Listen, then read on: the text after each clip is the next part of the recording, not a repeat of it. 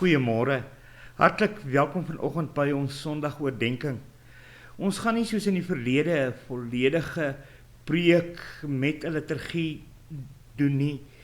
Terwille van die tyd gaan ons dit baie kort hou, sodat u dit sommer kan gebruik en vir vriende kan stuur as u wil en die boodskap op soveel maniere ook kan deel. Dis lekker om weer met u ook deur die digitale media te kan kommunikeer. Vanmôre gaan ons kyk na 'n baie bekende gedeelte. Die gedeelte wat gaan oor die gelykenis van die verlore seun. En ek is seker, elkeen van ons ken die feite van hierdie gelykenis. En ek dink op 'n manier praat hierdie gelykenis sekerlik met elkeen van ons. En ek dink dit is 'n groot boodskap ook vir jou en my as kerk. Ja, kerk hier in die jaar 2024, amper alweer 25.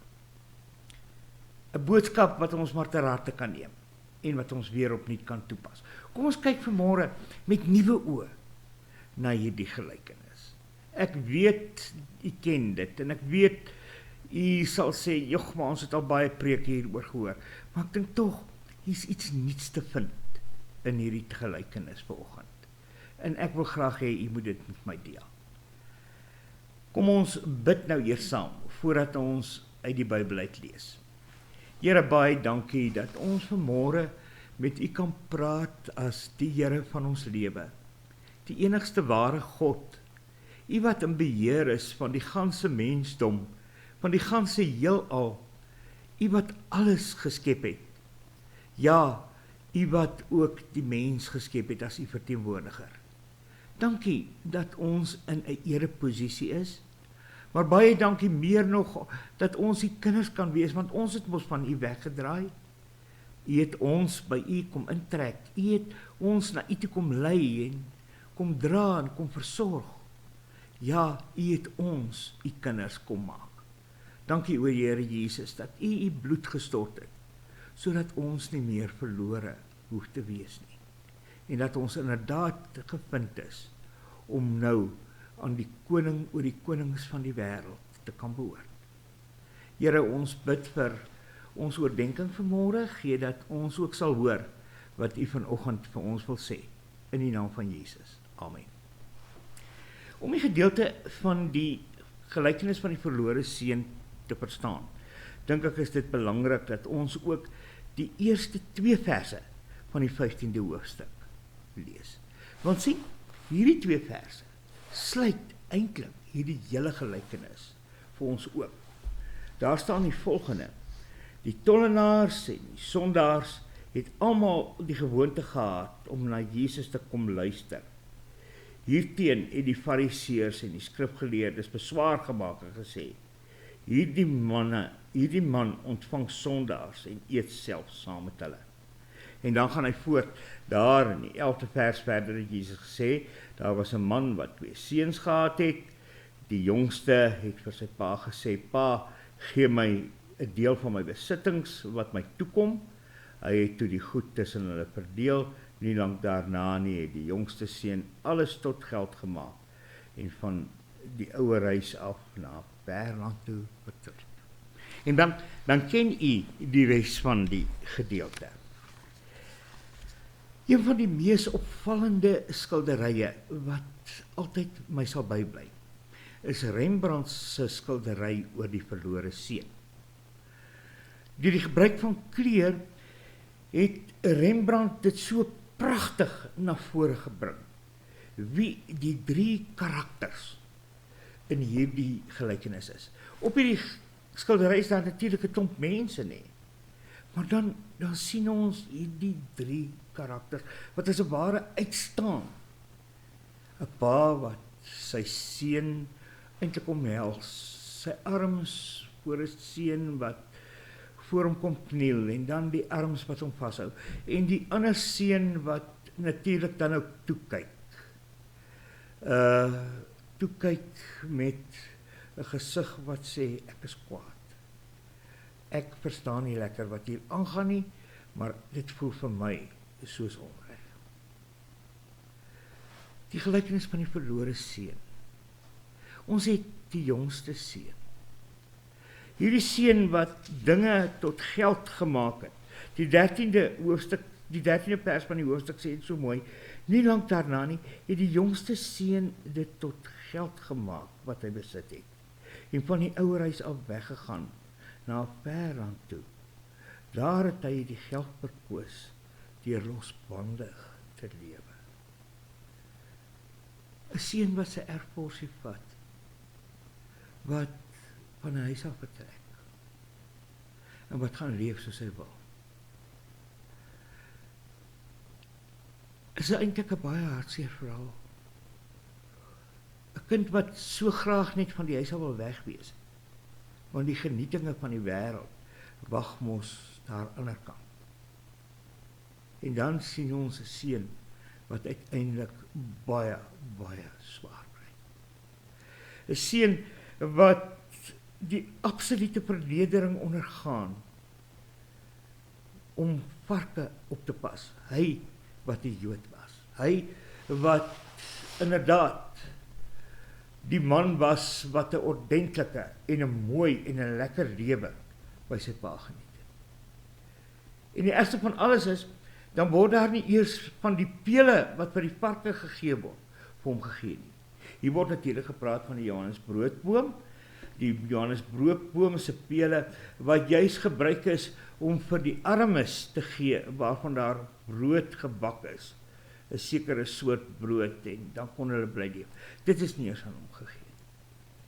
Hy het hom onder die armste van die armes bevind. Want hy staan baie duidelik. Hy het sy geld op baie dinge bestee. Hy het sy geld op die lekker van die lewe oënskynlik bestee, prostituie ensovoorts, ons kan voortgaan. Hy is die jongste seun, die sondaar. Die sondaar van die wêreld.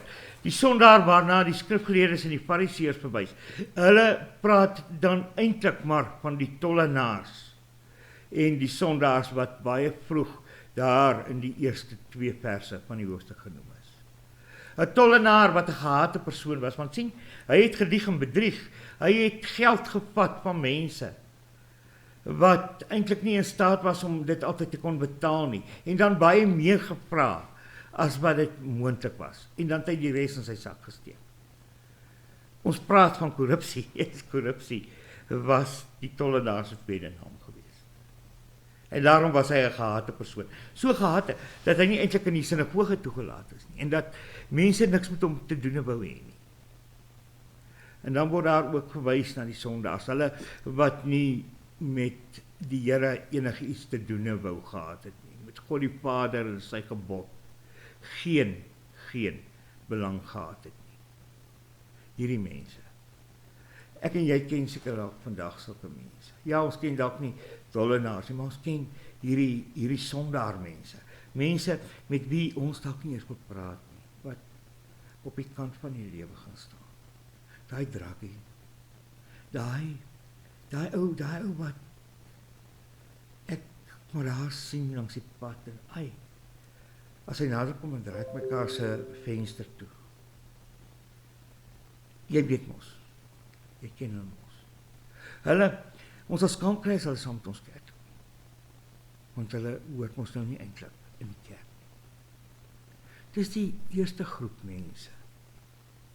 Die eerste groep mense wat stikkend is, wat swaar kry. Maar dis ook die groep mense wat so aangemoedig moet word om terug te draai. Weer na die Here toe te draai. Ja, aangemoedig moet word om weer betrokke te raak by die saak van die Here. Hulle ken die Here, hulle weet wie hy is, want hulle kom uit die Vaderhuis.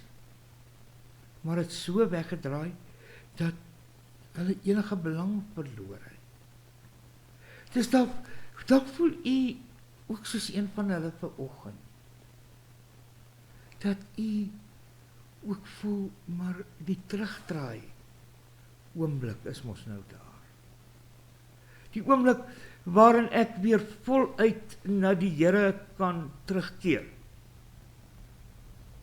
Want by my pa is die slegste baie beter as die beste wat ek nou beleef.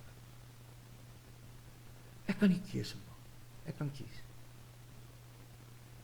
En daai ou wat volgens my so op die periferie van die lewe staan. Aan daai ou moet daar ook gesê word, hy kan kies. Hy kan kies of hy wil teruggaan. Of hy wil betrokke wil raak. Of hy maar net aan een kant wil bly sit en nie meer enige belang by God wil hê. Dit is die eerste persoon in hierdie gelykenis. Dan kom ons natuurlik by die pa. Na my mening is die pa die sentrale figuur, natuurlik. Dit gaan eintlik in hierdie gelykenis oor die pa. Want sien, ek dink hulle moes eintlik hierdie gelykenis gesê het, die gelykenis van die soekende pa, die verlangende pa. Want dit is wat hier gebeur. Hy is hier die pa wat die pad maar bly dophou het. Ek stel voor, daar op die plaas was hulle besig met die werk, maar elke keer as hulle so by die hek wat na die plaas opstal toe verbyloop, dan kyk hy maar daar na die pad. 'n Pa wat uitkyk vir sy kinders. 'n Pa wat uitkyk wanneer daardie kind terugkom. Dit is waaroor dit hier gaan. Hierdie pa wat soek, hierdie pa wat eintlik nie kan wag nie, dat hierdie kind moet terugkeer. Ons teks sê so mooi, die 18de vers, toe hy nog ver aankom, het sy pa hom al gesien, en hom innig jammer gekry. Hy hardloop hom toe tegemoet en omhels hom, en soen hom. 'n Pa wat uitkyk vir 'n kind. Dalk beleef u ook so iets vanoggend in u huis, 'n kind wat verdwaal het, wat dalk weggeraak het, 'n kind wat op soek geraak het, omdat hy een keer van die huis af geloop het. Dalk verstaan u iets van die pa hart. Die pa wat met sagte oë spreekwoordelik na die pad kyk. En as daardie kind opdaag, dan is dit met sagte oë waar die pa in verwondering staan oor hierdie kind.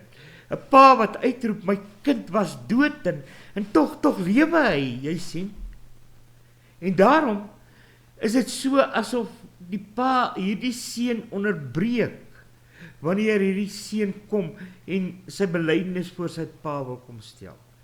Wanneer hy wil kom sê, ek het gesondig voor pa, voor God en voor pa. Dan is dit asof die pa sê, wow, ek weet, ek verstaan, maar meer is dit, ek het jou lief. Ek het jou lief, soos wat net 'n pa 'n kind kan lief hê. En dit kom ons Here Jesus sê, wanneer hy aan daardie kruis sterf, ek het jou lief. Ek het jou lief met alles wat ek is. Het ek jou lief. Ook jy wat dalk jouself in die posisie van daardie sondaar stel. Daardie ou wat op die rand lewe, daardie ou wat ver van God af is. Jy het 'n kans, kom terug na my toe. Kom soek my weer, want ek wil jou omarm, ek wil jou dra, ek wil jou hou vas. Ek het jou so baie lief, ten spyte van wie of wat jy is. Ten spyte van wat jy geword het deur jou slegte keuses. Ten spyte van die wegdraai van my af. Ek het jou so lief, dat ek jou graag weer by my wil hê. Dis natuurlik die tweede karakter, die uitstaande karakter. Want dis die pa wat die hele tyd eintlik maar aan die werk is, hier in hierdie gelykenis. Die pa wat met die seun wat verlore was, 'n feesmaal wil hou. Wat bly is, omdat 'n kind terugkeer het. En dan natuurlik het ons die oudste seun. Die oudste seun wat aan Rembrandt se skildery so kwaai toe kyk. En wat dadelik kom met beskuldigings teenoor die pa. Pa, ek het so hard gewerk en pa het my niks gegee nie. Wie sou hulle wees? Natuurlik is dit die kerk van daardie dag. Die fariseërs en die skrifgeleerdes. Hulle wat deur wetsonderhouding tog so naby aan die Here wou wees en dit so selde reg gekry het. Hulle wat deur wetsonderhouding en die toepas daarvan op ander mense se lewens so die godsdiens beheer het en reguleer het. Maar eintlik ver van God was. En dan sien ons maar weer die pa op die voorgrond. Die pa wat eintlik maar kom sê, kom tot rus. Kom tot rus, daar die pragtige vers 28, toe die oudste seun kwaad geword en wou nie die huis ingaan nie, en die pa wat buitentoe gaan en met hierdie seun praat en vir hierdie seun sê, maar jy het eintlik alles wat ek het. Dis joune. Dit behoort aan jou. Jy het mos die uitsien na 'n koninkryk waarin heerlikheid alles oortref. Kom tot rus weer in my. En wees eerder bly saam met my. Bly oor 'n kind, 'n broer wat tuis gekom het. 'n Broer wat so lank weg was en stikkend was. Maar wat hier kom heelheid soek het. Kry jy ook heelheid? Heelheid in die dampkring van God se liefde. En dalk wil hierdie gelykenis met jou en met my praat vanoggend. Ons wat so hard probeer om God se pad te loop. Ons wat so hard probeer om die regte ding te doen. Dalk wil hierdie gelykenis kom sê, maar hoor hier, moenie so hard probeer. Gee jou maar net oor. Gee jou net oor aan jou Vader, sodat die Heilige Gees ook in jou kan leef en in jou kan werk, en jy die vreugde van vryheid in Christus kan beleef, sonder die swaar bande wat ons onsself dalk so dikwels oplê. Dis waaroor dit hier gaan. 'n Oudste seun wat toekyk, kwaad toekyk, maar wat ook hoor dat 'n Vader hom so liefhet om hom naby hom te hê. Hy wat oënskynlik gedink het, hy is hier die spogkind van die Vader, wat inderdaad seker so was, gewis en seker, maar tog van harte ver van die Vader af.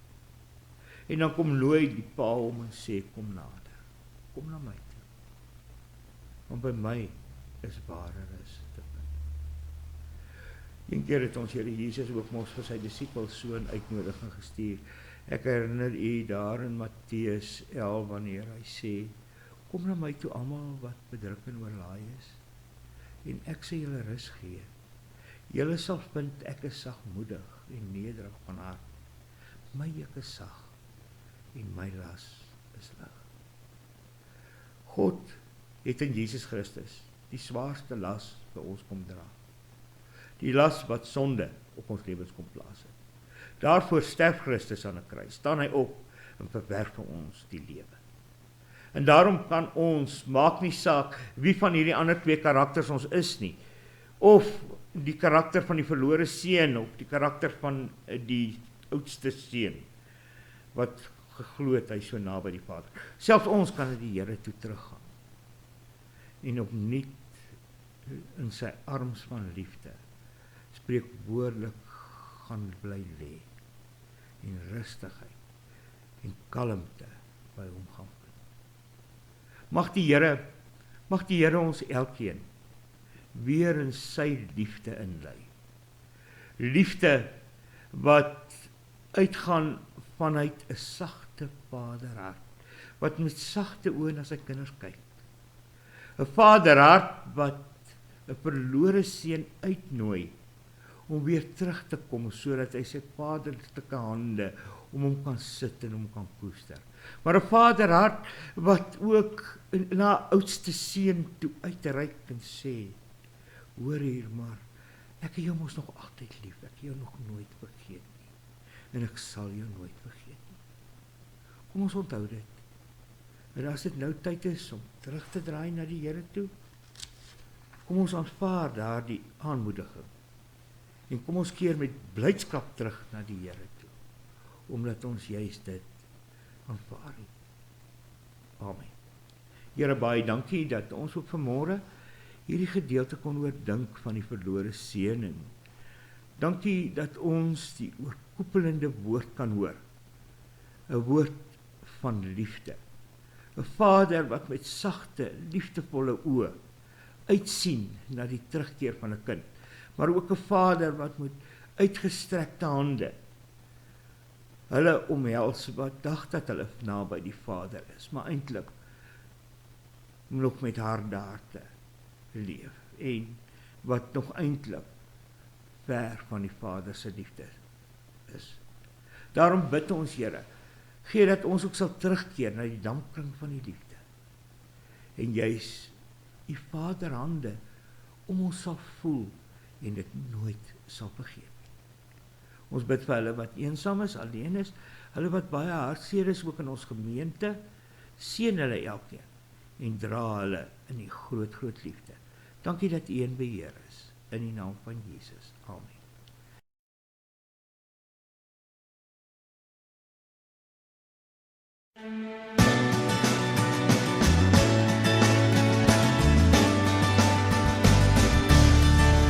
Genade onbeschrijfelijk groot, het U aan mij bewijs,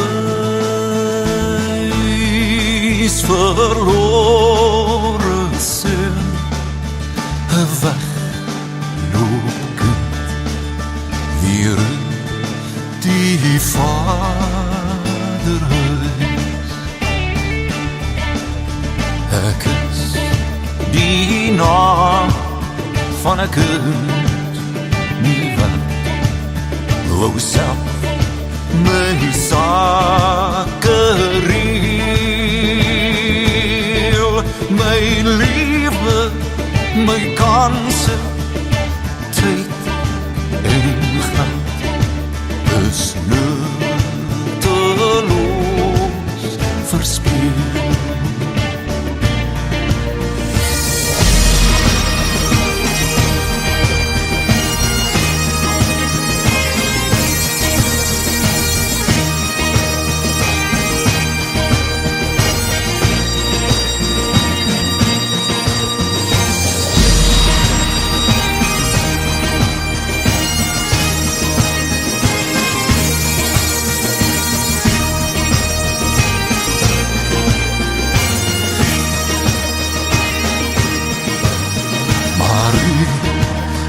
Sien ver, oneindig ver.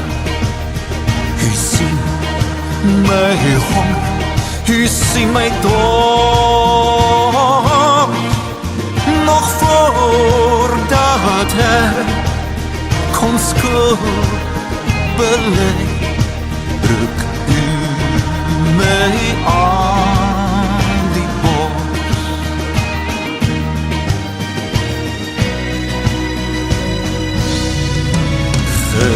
Genade onbeschrijfelijk groot, daar spies ek het